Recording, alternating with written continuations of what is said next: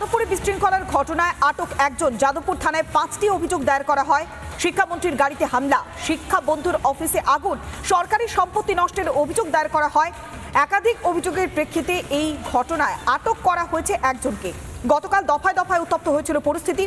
একদিকে শিক্ষামন্ত্রীর গাড়ি ঘেরাও করে বিক্ষোভ দেখানো হয়, এর পাশাপাশি শিক্ষামন্ত্রীর গাড়িতে হামলার সঙ্গে সঙ্গে সরকারি সম্পত্তি নষ্ট করা হয়েছে। শিক্ষা বন্ধুর যে অফিস রয়েছে সেই শিক্ষা বন্ধুর অফিসে ভাঙচুর করা হয়, তাণ্ডব চালানো হয়, লুটপাট চালানো হয়, এমনকি অগ্নিসংযোগের মতো ঘটনা ঘটে।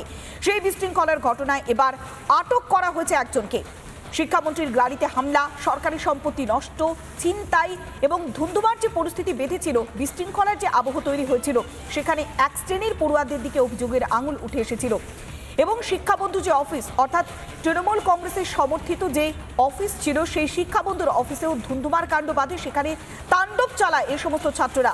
এই বিশৃঙ্খলার ঘটনায় এবার আটক করা হয়েছে একজনকে।